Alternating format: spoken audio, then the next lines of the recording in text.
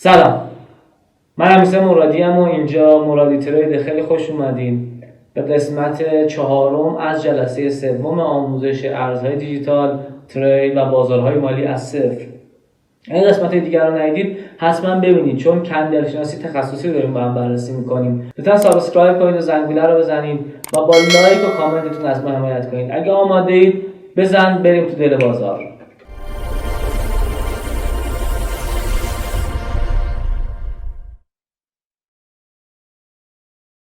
رسیدیم زیر سطح مقاومت.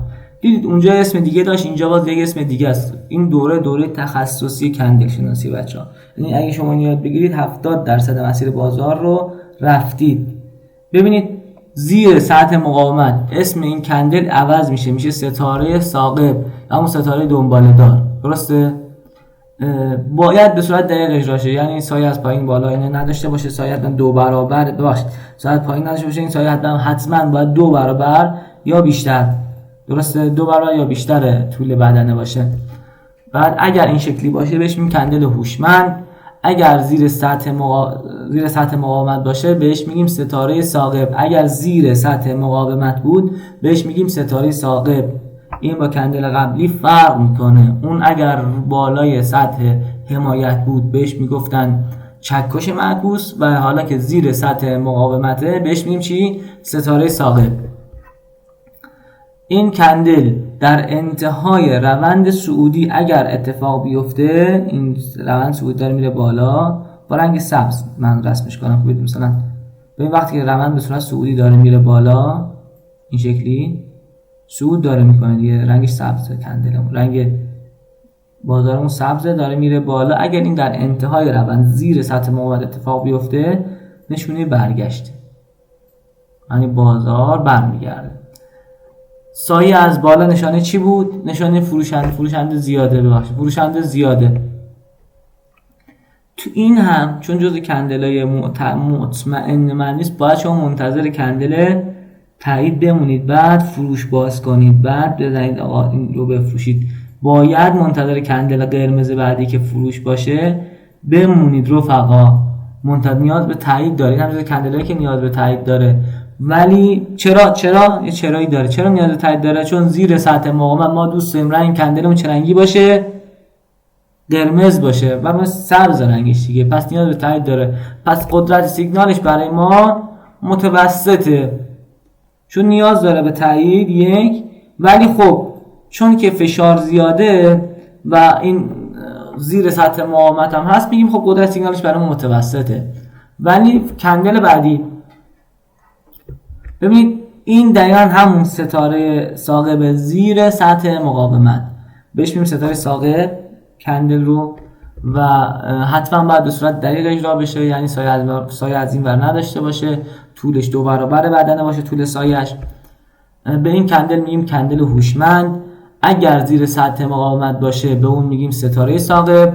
سایه از بالا نشانه فروشنده زیاده، یعنی چی؟ فشار فروش زیاده و فروشنده‌مون زیاده، سایه از بالا به این معنیه. اگر کندل در انتهای روند صعودی بازار باشه، اگر کندل در انتهای روند صعودی بازار باشه نشونه چیه رفقا؟ نشونه بازگشت نزولی، یعنی بازار میریزه میاد به سمت پایین. درسته؟ پس ما زیر سطح مقاومت دوست داریم کندلمون چه رنگی باشه؟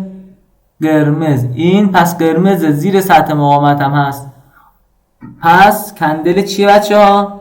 قوی منه. اگه شما ستاره ثاقب رو زیر سطح مقاومت دیدین، جزو کندل هایی که کندل ایدئال بهش میگم. چون قرمز زیر سطح مقاومت، از بالا فشار فروش زیاده و قشنگ معلومه بازار چجوریه. پس کندل قوی منه و من میتونم این رو که دیدم بدونی که حالا منتظر تاییدش باشم وارد معامله بشم. اما بازم میگم نکته کاربردی اینه که من خودم به شخص این رو هم که میبینم وامیستم یک کندل تایید رو بگیرم. شاید سود من کمتر باشه اما مطمئن‌تر رفقا. اینا خیلی مهمه. ما اگر یاد بگیریم به سود کم قناعت کنیم در مرحله های مختلف این سود کم و با ثبات بیشتر سود کمی بگیریم خیلی بهتر از اینه که من میخوام یه سودی رو حتما تو این کندل بگیرم و خدایی نکرده بازار برگرده یا اتفاقی بیفته و سودم که میره هیچی تبدیل بشه به ضرر. اتفاقی خیلی برای خودم افتاد تو اوایل بازار، اتفاق برای من میافتاد، عجله میکردم در خریدام یا در فروشام حتی. پس من خودم باشم سعی میکنم واسم کندل تایید بعدیش رو ببینم و بگیرم تایید بعدی رو. بریم سراغ کندل بعدی ببینیم که کندل بعدی بریم سراغ یه سری نکات طلایی. این نکات طلایی رو من در انتهای هر اسلاید براتون میذارم. در انتهای هر اسلاید نکات طلایی. قوی ترین سیگنال های صعودی چی بود؟ چکش سبز روی حمایت. برید ببینید، برید دوباره فیلم رو نگاه کنید که یادتون بیاد. قوی ترین سیگنال های نزولی بازار چی بود؟ ستاره ثاقب قرمز زیر مقاومت، مرد به دار یافته قرمز یا هنگینگ من زیر مقاومت. درسته؟ کندل های نیازمند احتیاط، تمام کندل های با بدن قرمز در دسته صعودی. یعنی چی؟ یعنی تمام کندل که اینجا بدنشون قرمز بود، اینجا مثلا این کندل این شکلی میمد، عرض خدمت شما اینم چی بود؟ این سطح حمایت بود. تمام کندل هایی که روی سطح حمایت میخورن با رنگ بدن قرمز در دسته صعودی نیاز به چی دارن؟ احتیاط دارن. یعنی باید کندل بعدی سبز رو ببینی تا بخری و برعکسش هم این ور با صدق میکنه. میبکشم باز مثلا تمام کندل های با بدن سبز در دسته نزولی، این زیر مقاومت. درسته؟ زیر مقاومت. یعنی باید ما منتظر تاییدیه بعدیش بمونیم. این نکات طلاییه که من براتون دسته بندی کردم. هرچه رنگ بدنه همسو با جهت سیگنال باشه قدرت کندل بیشتر. همون دو جمله گفتم، ما در کندل های صعودی بالای سطح حمایت دوست داریم رنگ کندلمون سبز باشه و زیر مقاومت دوست داریم رنگ کندلمون قرمز باشه. این دقیقا به همون معنیه. پس این راجع به چکش ها عرض خدمت شما ستاره ثاقب، مرد به دار آویخته کامل و جامع توضیح دادم. بریم سراغ بعدی.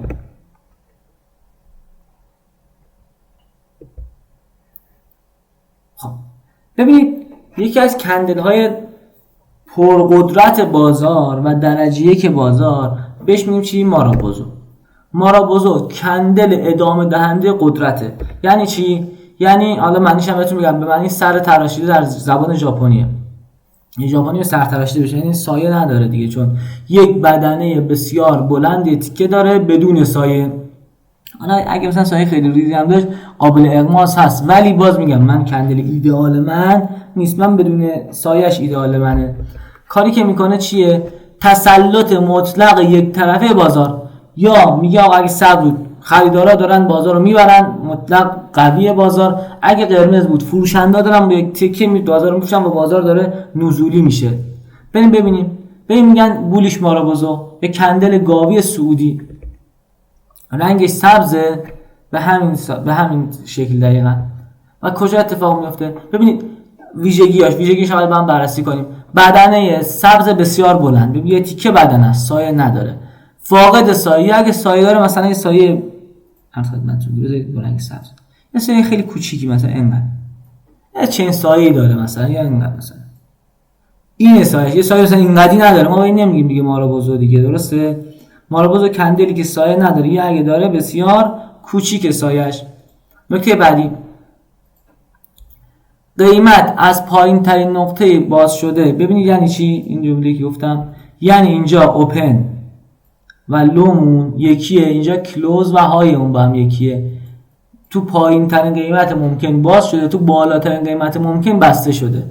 روانشناسی بازارش چی میشه؟ خریداران در تمام طول جلسه معاملاتی یا همون مثلا تایم فریمی که داریم، دقیقاً اینجوری بهتر بگم، کنترل مطلق بازار دستشون بوده.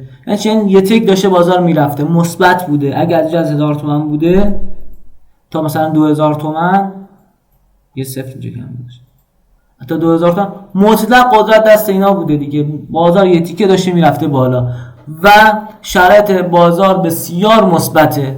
هیچ فشار فروشی نیست. این فشار فروش زمانی اتفاق میافتاد که از بالا یکم فروش داشته باشیم یه سایه ایجاد میشد، ولی ما هیچ فشار فروشی رو اینجا نمیبینیم. پس احساسات بسیار مثبت عرض خدمت شما سعودی تو بازار حاکمه.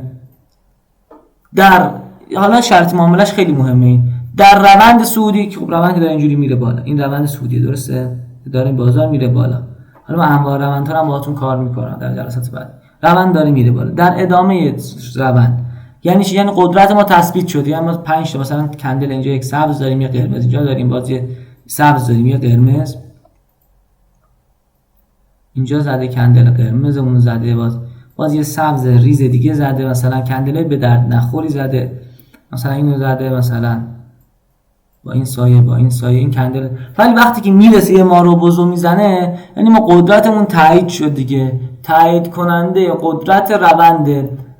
این یکی پس از پول بک، حال پول بک رو بهتون بعداً میگم، یادم باشه حتما که تو پول بک رو بهتون بگم. وقتی که بازار یک کوچولو میریزه دوباره بخواد خودشو جمع کنه یعنی ادامه دهنده رونده، ادامه دهنده سیگنالمونه، یعنی سیگنال بازار مثبت ادامه داره. تو پول بک اینو کامل بازارتون توضیحشو میدم. قدرت سیگنال بسیار قویه، این سبزش توی سعودی بسیار قویه، یعنی ببینید شما این بازار داره میره. درسته؟ بریم سراغ مارابوزوی قرمز یا بیاریش مارابوزو، کندل خرسی نزولی. ببینید این هم جزو کندل‌های قدرتمند بازاره، هم بهش میگم من کندل هوشمند یا کندل مارابوزوی نزولی. فاقد سایه است. ببینید یا مثلا اگه در یک سایه ریزی از بالا پایین داره، من دیگه نمی‌شم باید چون پاک کنم، قیمت در بالاترین نقطه باز شده، اینجا اچ منه و اوپن منه، اینجا سی منه، کلوز منه و لو منه، پایین ترین قیمت بسته شده.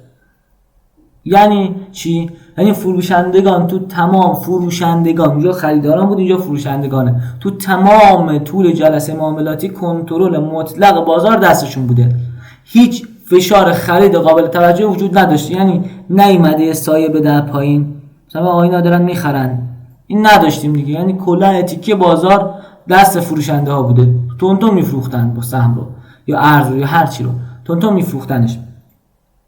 عرض کردم محترمتون که شرایط بازار بسیار منفیه، یعنی این بازار کلا معلوم قرمزه. این جمله رو شاید خیلی شنیده باشین تو بورس ایران علل خصوص که میگن از بورس امروز مثلا بازار بورس خونینه، بازار بورس امروز خون میشه، دقیقاً چنین چیزیه، با یک چین کندلی بسیار منفی بازار و قدرتش هم زیاده این کندل. شرط معامله ببین در روند نزولی، روند داره از بالا میاد پایین، درسته؟ یه دونه قرمز زده، یه قرمز کوچیک زده مثلا، بعد یه سبز میزنه که مثلا یه عرض خدمت شما یه ذره بدبخت بیچاره رو وسط امیدوار کنه. مثل من که همیشه تو این تله میافتادم، من این سبز رو میدم باز دوباره خرید میزدم. من مثلا این چین کندلی زده سبز، بعد کندل بعدش که ما رو بزرگ میزد من دیگه لیکوید بودم قطعا دیگه، چون روند داشته با گرفتم. و ببین کندل بعدی وقتی که قرمزه تایید کننده قدرت رونده، قدرت آقا این بازار قطعا قرمزه، تمام شده رفت. مرادی اگه تو خرید زدی بدبخت شدی دیگه، بازار برعکس بسته میشه و بازار نزولیه به جای که سعودی باشه و تو اشتباه رونده گرفتی. پس از اصلاح قیمت یا از خدمت شما پس از پول بک، ببین بعد پول بک هم خب بریم تو ادامه بعد بهتون بگم که برگشتی میزنه و بعد از اون باز هم یعنی سیگنالمون ادامه داره، یعنی قیمت یه اصلاح میخوره، اصلاح قیمت یا پول بک یکی بچه، قیمت یه اصلاح ریزی میخوره، مثلا این به عنوان پول بک در نظر بگیرید، قیمت بازار قرمز داره میاد پایین، یه فرصتی رو میده به عنوان کسی مثلا خودشون جمع و جور بکنن اگه مثلا کسی معامله اشتباه واسه این اصطلاح منه ها، واقعا در روند بازار این شکلی.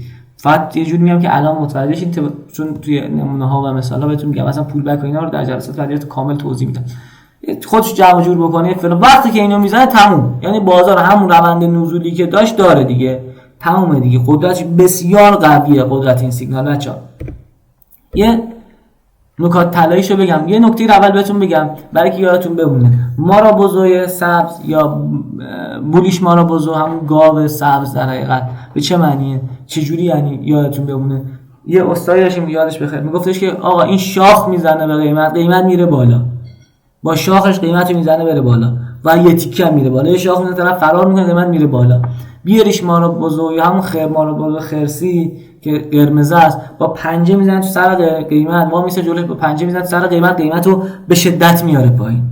چه اتفاقی میفته؟ این وقتی قیمت به شدت میاد پایین خرسه مقاومت میکنه و اون قیمت به شدت میاد پایین و این یادتون نره که مارا بزوی سبز عرض خدمت شما بولیش مارا بزو یا گرین مارا بزو، بیاریش مارا بزو قرمز بود یا رد مارا بزو. نکته اصلی کاربرد اصلی تایید ادامه روند فعلی بازار، نشان دهنده شتاب گرفتن حرکت قیمت، چه مثبت چه بخواد بره بالا قیمت. وقتی که مارا بزو این آقا قیمت داره میره بالا آقا برو، یا مثلا اگه مثلا مارا بزو قرمز بزنه اینجا، مثلا مارا بزو قرمز بزنه یعنی قیمت به شدت داره میاد پایین، با سرعت میاد پایین. تفاوتی داشت با اون الگوها. ببینید ما یه سری الگو قبلا بهتون گفتیم، یه سری کندل بهتون گفتیم، مثل کندلای مثلا پینبار و عرض خدمت شما چکش و ستاره دنباله‌دار و هنگینگمن و اینا رو بهتون گفتم. اونا نشون میداد قیمت یه جا میخواد برگرده، درسته؟ یادتونه؟ برید ببینید اگه یادتون نیست، چون خیلی مهمه. اگه یادتونه که اگه یادتون نیست حتما برید ببینید. مارا بزو اینو نشون نمیده، مارا بزو قدرت و شتاب رو نشون میده. اگر شما روی سطحی مثلا یه پینبار داری، یه دونه چکش دارید روی حمایت، خب یه حمایت دارید اینجا، یه چکش میزنه میاد تا اینجا، یه دونه مارا بزو بعدش میزنه، یه مارا بزوی سبز بعدش میزنه، شما بدونید یک سود خیلی خوبی رو میبرید. وقتی که این آقا قدرت با شماست، یا بالعکس وقت داره میریزه از بالا، یه دونه مارا بزو قرمز جا بزنید با کله قیمت میاد پایین. قانون طلایی مارا بزوی سبز در روند صعودی پدال گاز خریدارانه. یعنی چی؟ یعنی یه جاده نشستی تون آدم، یادم خریدار دارن میرن، وقتی یه مارا بزوی مثلا یه ماشین خیلی تاپ لولی رو دارید با شدت میاد شما میره، شما همه پشت سر پاتون رو گاز میذارید پشت سرش میرید دیگه، درسته؟ پس میشه پدال گاز خریداران. مارا بزوی قرمز در روند نزولی این بود دیگه، درسته؟ قیمت پایین با رنگ قرمز صعودی نزولی دوباره رسم کنم براتون، این هم نزولی قرمز.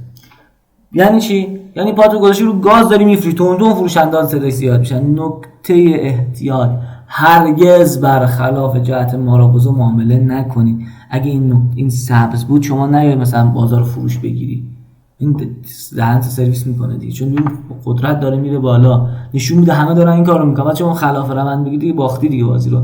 یادمون نمیره پس تو مارا بزوها بریم بازی آموزش بدیم برگردیم. خب خسته نباشید. قسمت 4 از جلسه 3 هم تمام شد. امیدوارم درس‌های خوبی گرفته باشید از این کندل ها، چون بررسی تخصص کندل ها رو داریم با هم. لطفاً سابسکرایب کنید، با لایک و شیر و کامنت هم از ما حمایت کنید. دمتون گرم، میبینمتون.